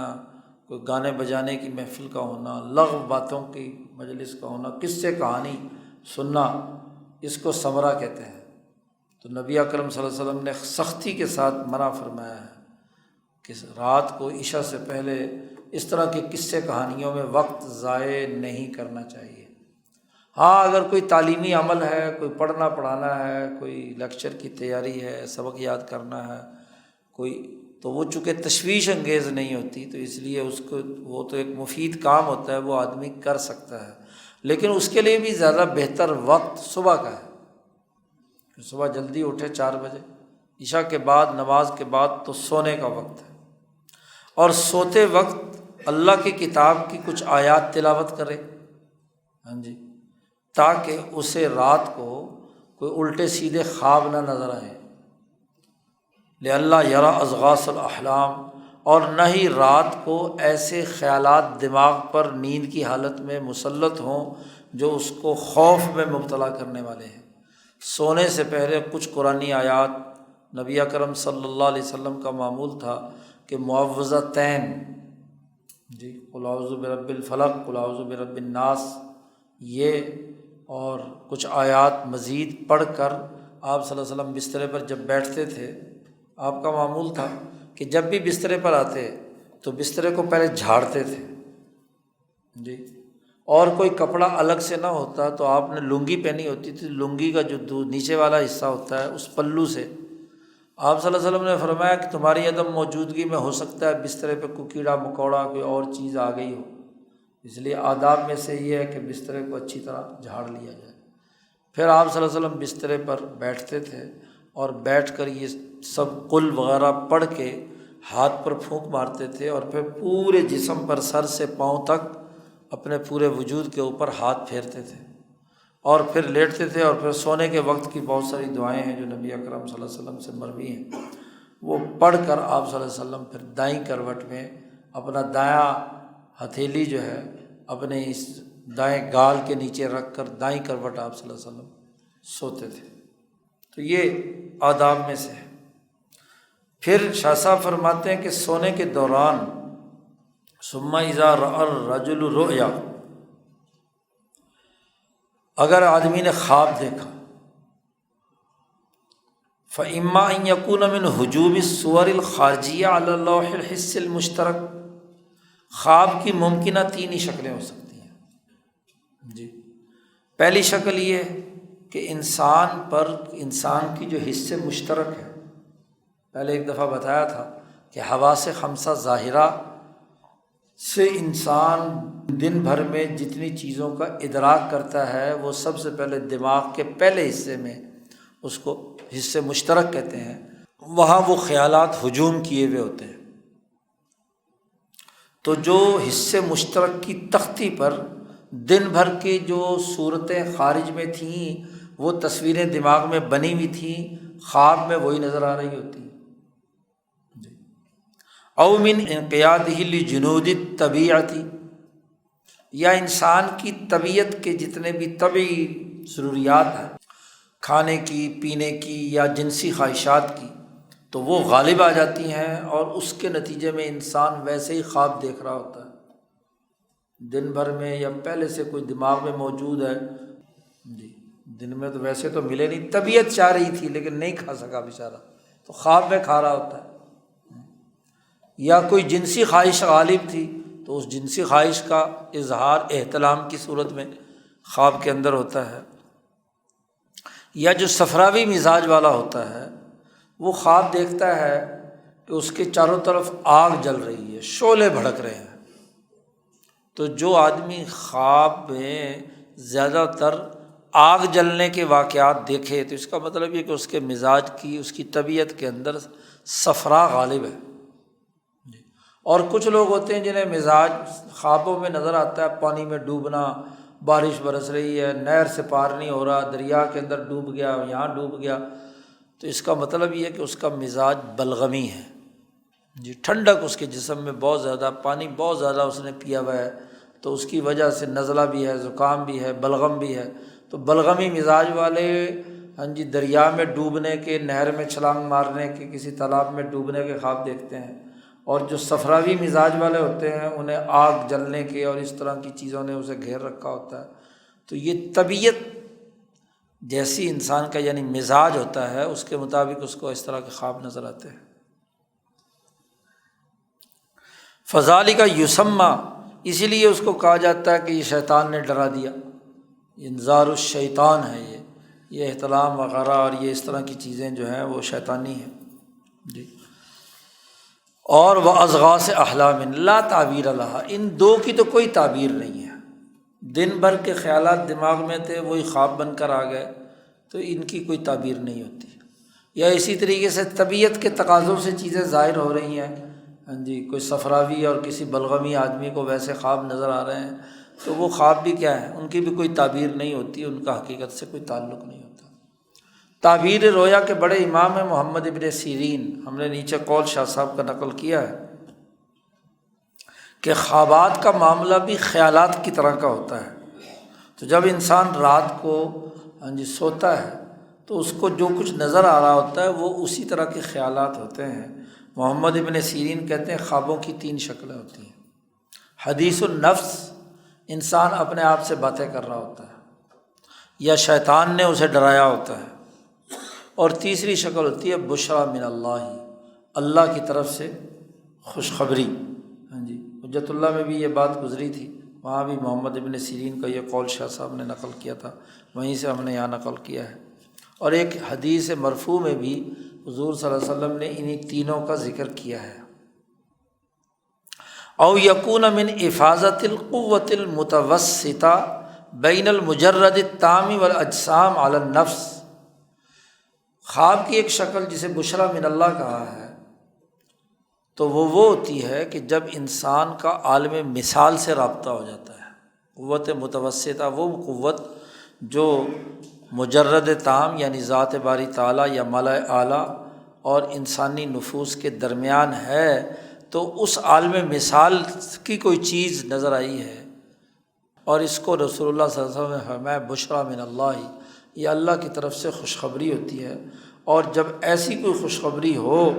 تو اسے کیا ہے، فلا بد حینئذ من التعبیر، تو پھر اس کی ایک تعبیر بھی ہوتی ہے۔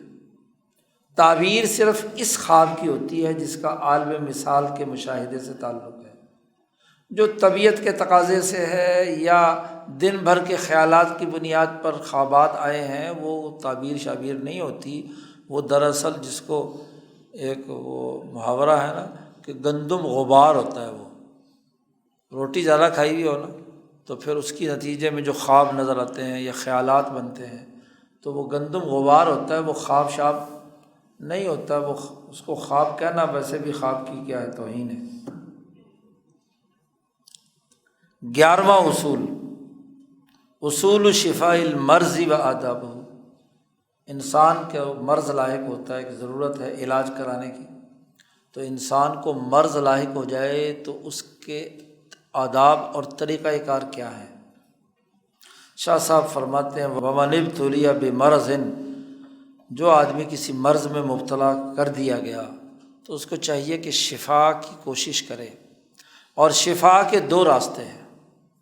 ایک راستہ تو تمہیں سمجھ نہیں آئے گا،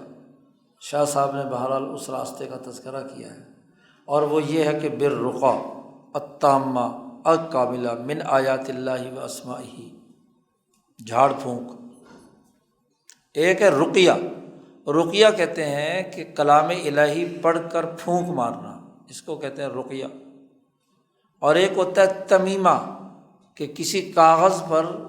اللہ کا کلام لکھ کر تعویذ بنا کر کسی کے گلے میں یا کسی کے بازو میں یا کسی جگہ باندھ دیا جائے، اس کو کہتے ہیں تمیمہ۔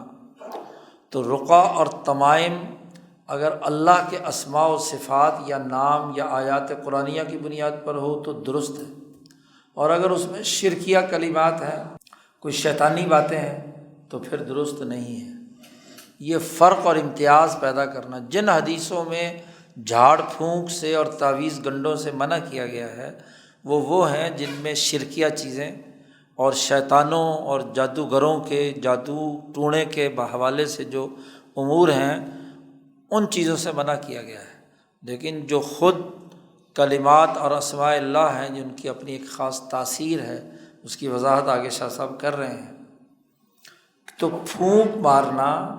جھاڑ پھونک کرنا ایسے کامل آیات سے جو اللہ کی آیات اور اس کے اسماء ہیں، اس لیے کہ جو اسماء خداوندی ہیں، اللہ کے جو 99 نام ہیں، وہ دلالت کرتے ہیں اس کائنات میں ان قوتوں پر جو اس پوری کائنات میں پھیلی ہوئی ہیں اور جنہوں نے اس پوری کائنات کو مسخر کیا ہوا ہے، کیونکہ یہ پوری کائنات مظہر ہے اللہ کے اسماء الحسنہ کا۔ تو 99 نام ہی ہیں جو کائنات کا نظام چلا رہے ہیں۔ تو شاہ صاحب کہتے ہیں کہ وہ اسم الہی جو تسخیر معنوی رکھتا ہے بعد ارتباط القوى السماویہ والارضیہ بعضها من ببعض، اس کا ایک پورا ڈھانچہ شاہ صاحب نے بیان کیا ہے کہ کچھ تو زمینی قوتیں، ارضی طبعی قوتیں جو ہم کہتے ہیں کہ یہ دوائی ہے، یہ چیز ہے، یہ فلاں ہے، یہ کام کرتی ہے، طبیعتی قوانین ہیں، اور ایک قوائے فلکیہ ہیں جس میں سورج، چاند، ستاروں کی قوتیں اثر انداز ہوتی ہیں، ستاروں کا طلوع اور غروب وغیرہ۔ لیکن ان دونوں کے پیچھے جو اصل طاقت ہے وہ اسماء الہیہ کی ہے، اللہ تبارک و تعالیٰ کے اسماء الحسنہ کی طاقت ہے۔ تو وہ ان آسمانی قوتوں کو بھی، یعنی ستاروں کی قوتوں کو بھی، اور جو ارضی قوتیں ہیں ان کو بھی کنٹرول کرتے ہیں وہ اسماء الہیہ۔ جب انسان وہ اسم الہی سے رابطہ پیدا کر کے اس کو پڑھ کر دم کرتا ہے، مدد اور تعاون مانگتا ہے کسی بھی مرض کے سلسلے میں، تو پھر کیا ہے، ایک نتیجہ پیدا ہوتا ہے۔ شاہ صاحب کہتے ہیں جب وہ اسم الہی ان تمام قوتوں کو کنٹرول کرتا ہے تو حتیٰ یعود الکل شیئا واحدا، وہ ایک پورا عالمگیر سسٹم ہے، اور اس سسٹم کی سب سے بڑی طاقت وہ اسم الہی ہے جی، یہاں تک کہ وہ نفوذ معنوی رکھتا ہے پوری کائنات کے اوپر۔ تو اس لیے اسماء الہیہ سے جھاڑ پھونک کرنا، جیسے خود رسول اللہ صلی اللہ علیہ وسلم کا معمول تھا معوذتین پڑھنا، یا اللہ کے اسماء الہیہ پڑھ کر سونا یا دم کرنا، تو یہ اس کی اپنی ایک خاص تاثیر ہے۔ شاہ صاحب کہتے ہیں کہ ہم کما سنبین مفصلا انشاء اللہ تعالی، اسی کتاب کا جو دوسرا مقالہ آ رہا ہے نا اقترابات سے متعلق، یہ تو ارتفاقات سے متعلق باب ہو رہا ہے، تو آگے آ رہا ہے اقترابات سے متعلق، تو وہاں شاہ صاحب نے ایک مستقل فصل قائم کی ہے جس میں اسماء حسنہ کیسے کام کرتے ہیں اس کائنات کے اندر، اس کا پورا نظام جو عالم مثال کا ہے، شاہ صاحب کہتے ہیں ہم وہاں تفصیل سے بات بیان کریں گے۔ تو مرض کے علاج کا پہلا طریقہ جو ہے وہ اسماء الہیہ سے ربط ہے۔ یہ بات بالکل برحق ہے کہ آیات الہیہ اور اسماء حسنہ جو ہے وہ اپنی ایک تاثیر رکھتے ہیں مرض کو دور کرنے میں، لیکن ظاہر ہے کہ یہ اس علاج معالجے کے لیے بھی جو بندہ اس اسم الہی سے رابطہ پیدا کرتا ہے اس کے اندر اپنی صلاحیت بھی تو ہو، ورنہ تو آج کل کے ماشاءاللہ جعلی پیر جو ہے نا وہ پتہ نہیں کتنے کتنے وظیفے پڑھ کر لگے ہوئے ہوتے ہیں، لیکن کچھ ٹکے کا کام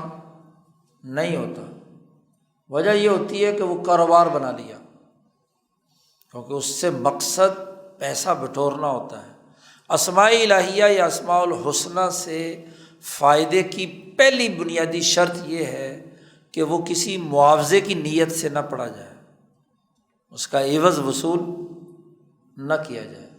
آیات فروشی کا کام نہ کیا جائے،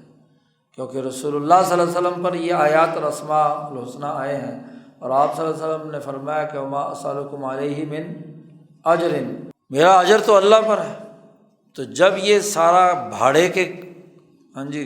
کردار ادا کرنے والے لوگ یہ کام کرتے ہیں تو پھر بس وہ ایسا ہی کام ہوتا ہے، کچھ ہو گیا کچھ نہ ہوا، اور وہ بیوقوف بنانے کے بہت سارے طریقے ہیں۔ تو بغیر کسی معاوضے کے صرف رضا الہی اور اللہ پر توکل، اور پھر توکل کے ساتھ ساتھ اس پڑھنے والے کا عالم مثال سے ربط کی صلاحیت بھی تو ہو۔ اگر وہ عالم مثال سے ربط ہی نہیں رکھتا تو اس میں الہی کی طاقت اور قوت جو اس کائنات کی قوتوں کو مسخر کیے ہوئے ہے اس تک اس کی رسائی نہیں ہے، تو اس کے پڑھنے کا کیا اثر ہوگا؟ کچھ بھی نہیں، اور اس کے نتائج بھی کچھ نہیں نکلیں گے۔ اس لیے آج کل جو تعویذ گنڈوں کے اور دم درود کے اثرات نہیں پڑ رہے، اثر نہیں ہوتا پورے طور پر، تو اس کی بڑی وجہ بھی یہی ہوتی ہے کہ وہ پڑھنے والا بیچارہ ایسا ہی ہوتا ہے، ناقص، تو ناقص کے نتیجے میں نقص ہی پیدا ہوگا۔ اس کے نتیجے میں یہ علم جو ہے، یہ اس کا انکار کر دینا یہ درست نہیں ہے۔ علم اپنا ایک نظام رکھتا ہے، اور یہ نظام کے ساتھ جس کا وابستگی اور تعلق ہے وہی اس کے ذریعے سے کوئی نتیجہ پیدا کر سکتا ہے۔ شاہ ولی اللہ صاحب نے فرمایا ہے الفوز الکبیر کے اندر کہ مجھے خاص طور پر اسماء الحسنی کی تاثیر کا علم عطا کیا گیا ہے ورنہ تو باقی لوگ جتنے بھی ہیں یہ تعویذ گنڈے والے عام طور پر جادوگروں کے اصول پر یہ مسمرزم سیکھتے ہیں، یا فلکیاتی قوانین کے مطابق کام کرتے ہیں، یا طبیعیاتی قوانین کے تحت کام کرتے ہیں۔ فلانا چاند نکلے گا نوچندی کا تو پھر تعویذ لکھوں گا تو اثر کرے گا، تو یہ تو فلکیاتی قانون ہے۔ چاند کے اس عمل سے ہونا یہ تو فلکیاتی قانون ہے نا، یا کسی طریقے سے فلانا موسم یا فصل آئے گی تو پھر کروں گا، یہ طبیعیاتی قانون ہے انبیاء کے وارثین موسموں سے تعلق نہیں رکھتے، طبیعیاتی قوانین ذیلی اور ضمنی ہوتے ہیں، اصل ان کا ربط اور تعلق تو ان اسماء الحسنی یا آیات الہیہ کے ساتھ ہے، اور اس پر ایسا اعتماد ہے کہ وہ بندہ اپنے آپ کو اس اسم کے سپرد کر دے۔ شاہ صاحب نے اس کی بڑی تفصیلات تفہیمات الہیہ میں لکھی ہیں، اور اس پر بڑی تفصیلی گفتگو کی ہے کہ کیوں کس وظیفے کا یا کس دم کا کیا اثر ہوتا ہے اور کیسے ہوتا ہے، اس کی ٹیکنیک کیا ہے، تو اس پر بڑی لمبی گفتگو ہے۔ تو بہرحال مرض کے علاج کا سب سے بہترین طریقہ سب سے پہلے ہے جھاڑ پھونک، کہ انسان خود جس کو تکلیف لگی ہوئی ہے وہ اسماء الہیہ، اسماء الحسنی یا آیات الہیہ جو ہے اس کی تلاوت کر کے خود اپنے آپ کو اپنے اوپر دم کرے۔ پہلی تو بات یہ اللہ سے مانگنا ہے گویا کہ۔ دوسرا جو ہے مرض کے علاج کا طریقہ بالادویۃ المجربہ النافعہ، ایسی دوائیاں جو تجربے سے جو نفع بخش ثابت ہو چکی ہیں، یعنی ان کے استعمال سے انسان کو فائدہ ہوتا ہے تو ادویات استعمال کرے، ظاہر ہے کہ اس کو وہ علاج تو کیا ہوگا، کسی نہ کسی ڈاکٹر سے اور طبیب سے اس کا علاج ہوگا۔ شاہ صاحب کہتے ہیں وَكُلُّ مَصَابٍ فَهُوَ مِن بَيْنَ أَمْرَيْنِ، ہر وہ آدمی جو مرض کی مصیبت میں مبتلا ہوا ہے اس کے دو ہی پہلو ہو سکتے ہیں، دو چیزوں میں ہی ممکنہ شکل ہے۔ ایک تو یہ مرض کے باوجود اپنے نفس کو سکون کی حالت میں رکھے، ریلیکس رہے، اور وہ یرضیہا بما قضى الرحمن فی خلقہ، اس کی پیدائش میں اللہ نے جو فیصلے لکھے ہوئے ہیں اس پر راضی رہے، کہ اللہ تبارک و تعالیٰ کی طرف سے یہ تکلیف مجھ پر آئی ہے، ٹینشن نہ لے، بالکل ریلیکس رہے اور اللہ کی رضا پر راضی رہے۔ فیعرف، وہ یہ سمجھتا ہے کہ حکمت تقاضا کرتی ہے کہ التی لا تتخلف عن العالم، جو اس کائنات کے اندر پیچھے نہیں رہ سکتی، اس نے فیصلہ کیا ہے، تو اس کے نتیجے میں یہ ایک عارضی مرض کی کیفیت مجھ پر طاری ہوئی ہے، تو اس کے نتیجے میں اس پر ایک ایسی حالت طاری ہو جس کو حال الہی کہتے ہیں، کہ اللہ کی طرف رجوع ہو، توبہ استغفار کرے، غلطیاں کوتاہیاں اپنی معاف کرے، ایسی حالت کہ جو اس کو دنیاوی زندگی کی جو مخلوط زندگی ہے اس سے نکل کر اس کی روح جو ہے وہ تقدیس کی طرف، اللہ کی طرف متوجہ ہو جائے، اپنے رب کے قریب ہو جائے، تو اس کے نتیجے میں اس کو آخرت میں تو بڑا اجر ملے گا ہی ملے گا، اور دنیا میں سمتن جمیلاً فی الدنیا، دنیا میں بھی اس کو اس صبر جمیل کا فائدہ ہوگا، عادت اور خلق اچھے ہو جائیں گے، استقامت پیدا ہوگی، مصیبت برداشت کرنے کی اس کے اندر صلاحیت پیدا ہوگی۔ مولانا احمد علی لاہوری رحمۃ اللہ علیہ بیمار پڑ گئے، انہوں نے حضرت سندھی کو خط لکھا کہ مرض کی بڑی شدت ہے، تکلیف بہت زیادہ ہے، تو آپ میرے لیے دعا کریں۔ تو حضرت سندھی نے انہیں لکھا کہ احمد علی، اگر برداشت کر سکتے ہو مرض کو تو برداشت کرو، پھوڑے پھنسیاں جسم پر نکلے ہوئے تھے وہ،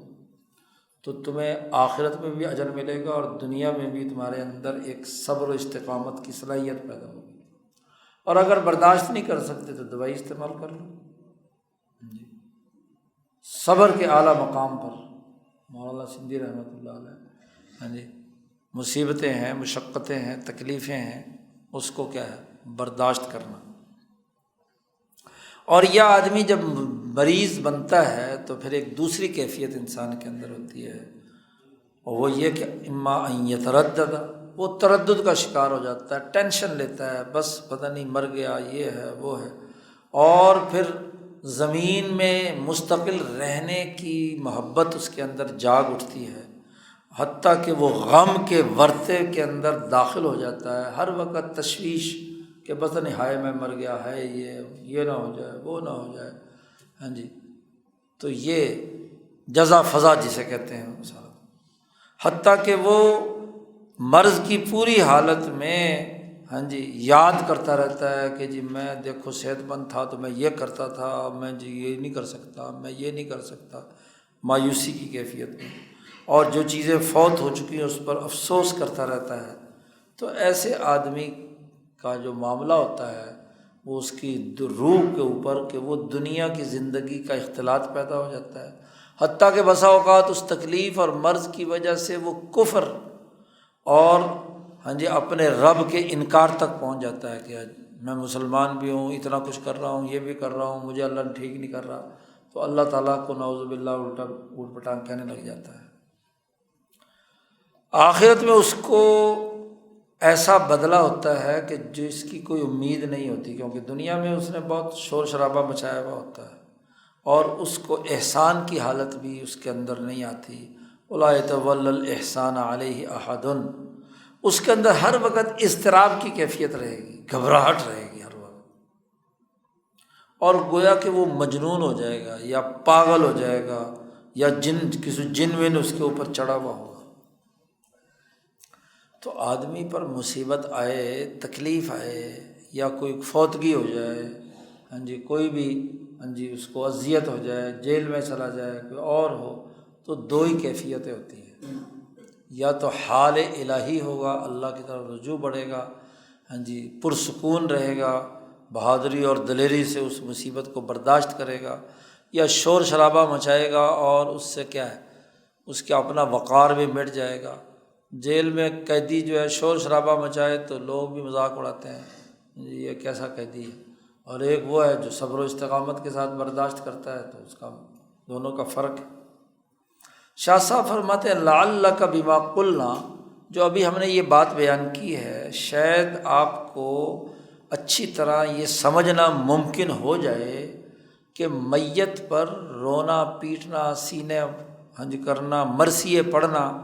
یہ اسی لیے حرام ہے۔ تتعرف سر حرمت النوحۃ والمرثیہ،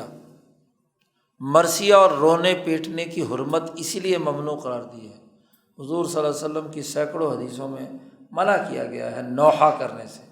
رونے پیٹنے، گریبان پھاڑنے، چھاتی کے اوپر ہاتھ مارنے وغیرہ، ان تمام کو حرام قرار دیا رسول اللہ صلی اللہ علیہ وسلم۔ عجیب بات ہے کہ جس سے رسول اللہ صلی اللہ علیہ وسلم نے منع کیا ہے تو حضور کے نواسے کا رونا پیٹنا آج تک پڑا ہوا ہے۔ حسین شہید ہو گئے تو اب جناب رونا پیٹنا، گریبان پھاڑنا، مرثیے پڑھنا تو ناجائز، یہ تو کمزور لوگوں کی بات ہے، پستی کی بات ہے۔ بھی ایک آدمی نے دلیری سے، بہادری سے دین کے غلبے اور اعلیٰ مقاصد کے لیے جان قربان کی تو اس پر تو فخر ہونا چاہیے، نہ یہ کہ رونا پیٹنا شروع کر دیں پاگلوں کی طرح۔ 12واں بنیادی جو حاجت ہے وہ اصول الکلام و آدابہ، گفتگو کے اصول۔ انسان کی ضرورت ہے بولنا، تو بولنا بلا وجہ بولنا یہ تو کوئی ضرورت نہیں کہ ہر وقت ہر جگہ جہاں بیٹھے بس شروع ہو جائے۔ اما الکلام فلا بد ان یکون، گفتگو کے بھی آداب ہیں، وہ یہ ہے کہ بلیغاً خالصاً، بلاغت پر مبنی ہو اور خالی ہو عن الطمطمۃ واللکنۃ ورکاکۃ الصوت۔ بلیغ گفتگو وہ ہوتی ہے کہ جو موقع محل کے مطابق بات کی جائے، مقتضی المقام، یعنی جیسی ضرورت ہے، جیسی محفل ہے، جو بات ہو رہی ہے اس کے مطابق آپ گفتگو کریں۔ یہ نہ ہو کہ بات کہیں کی ہو رہی ہے اور آپ بیچ میں ویسے ہی اوٹ پٹانگ درمیان میں سے ہانک رہے ہیں، جی تو اس سے تو آپ کی گفتگو کا جو حاجت ہے وہ کیا پوری نہیں ہوگی۔ دوسرا یہ کہ گفتگو میں آپ تمتما کہتے ہیں، تھتھا پن، تھتھا ایسے آواز نکالنا، اس کو عربی میں کہتے ہیں تمتما۔ بات کرنی ہے تو سلیقے سے اور الفاظ علیحدہ علیحدہ کر کے، نہ یہ کہ آواز غلط طریقے سے انسان کے زبان سے نکلے، یا لکنت ہو، آدمی بولتے ہوئے اٹک رہا ہو، اٹکن جسے کہتے ہیں، یا آواز کے اندر بڑی رکاکت، اوچھا پن ہو، آواز بہت اونچی، والیوم آپ نے بہت بلند کیا ہوا، یا بالکل ہی مریل آواز جس سے آواز ہی نہیں کہیں نکل رہی۔ تو گفتگو کے آداب میں سے یہ ہے کہ وہ بلیغ ہو، مقتضی مقام کے مطابق اس کی بلندی، اس کا والیوم جو ہے اس کے مطابق ہونا چاہیے، اور گفتگو موقع محل کے مطابق ہونی چاہیے۔ کلام کی ایک خصوصیت یہ ہے کہ اس کے اندر ایسا بہاؤ ہو جیسے ایک ٹھنڈے چشمے کا پانی بڑے مٹھاس کے ساتھ، بہتری کے ساتھ بہہ رہا ہو،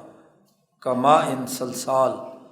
جیسے بہتے ہوئے پانی کی روانی ہوتی ہے نا، ایسے اس کی گفتگو کے اندر، بات کے اندر روانی ہو، یہ نہ ہو کہ اٹک ٹک کر روک روک کر بات کرے۔ بعیدا من ایذاء احد مما یوجب فساد الصحبہ، اس کی گفتگو کسی انسان کو تکلیف پہنچانے سے بہت دور ہونی چاہیے، ایسی تکلیف جس کی وجہ سے انسان کی جو مصاحبت یا مجلس ہے اس کے اندر خرابی پیدا ہو۔ مثلا گفتگو ایسی نہیں ہونی چاہیے جس میں آدمی ڈینگے مارے، میرا یا غیبت کر رہا ہو کسی کی، یا اسی طریقے سے کوئی اور تیزی اور کسی کی اس پر گفتگو کر رہا ہو، تو یہ سعایا، کوئی الزام تراشی یا کوئی اس طرح کی حرکت کر رہا ہو تو وہ نہیں ہونی چاہیے۔ مراعن فیہ حال المخاطب من ذکائہ او غباوتہ، جس آدمی سے گفتگو کر رہا ہے وہ ذہین درجے کا ہے تو ذہانت کو لحاظ رکھ کر نپی تلی گفتگو کرنی چاہیے، اور اگر بے وقوف اور احمق ہے اور اس کو آپ نے بات سمجھانی ہے، غباوت ہے اس کے اندر، تو پھر جو آپ کام اس کے ذمے لگا رہے ہیں وہ آپ کو ذرا تفصیل کے ساتھ موٹا موٹا کر کے سمجھانا پڑے گا، تبھی تو آپ اپنے مخاطب تک اپنی بات نقل کر پائیں گے۔ اور اگر ذہین کی طرح کی بات کسی بے وقوف سے کریں گے تو اس کو آدھی سمجھے گا آدھی نہیں سمجھے گا، پتہ ہی نہیں چلے گا۔ شاہ صاحب کہتے ہیں یہ 12 امور بطور نمونے کے میں نے بیان کیے ہیں، فہذا انموذج من الحکمت المعاشیتی یکفینا فی مقامنا ھذا، اس مقام پر ہمارے لیے یہ 12 امور کافی ہیں، اور یہ 12 امور میں نے شاہ صاحب کہتے ہیں بطور نمونے کے یہ بات بیان کی ہے کہ اخلاق فاضلہ، تجارب کلیہ اور رأی کلی، ہاں جی ان تینوں کا لحاظ رکھ کر انسان کی ہر حاجت کو پورا کرنا چاہیے۔ تو ظاہر ہے کہ دور بدلنے سے حاجات بدل جاتی ہیں، کوئی ان کے اندر وسعت پیدا ہو جاتی ہے، نئی نئی حاجتیں اور ضرورتیں پیدا ہوتی ہیں، لیکن ہر حاجت اور حاجت کی تسکین کے لیے ان تین اصولوں کو سامنے رکھنا ضروری ہے۔ بطور نمونے کے شاہ صاحب کہتے ہیں میں نے یہ 12 باتیں یہاں بیان کر دی، کوئی یہ نہ سمجھ لے کہ صرف 12 ہی امور ہیں معاشیات کے، یہ تو بطور نمونے کے اور مثال کے میں نے بات بیان کی ہیں، باقی تفصیلات اس کی الگ ہیں۔ شاہ صاحب نے حجت اللہ میں کچھ تفصیلات بیان کی ہیں، دوسری کتابوں میں بیان کی ہیں۔ اللہم صلی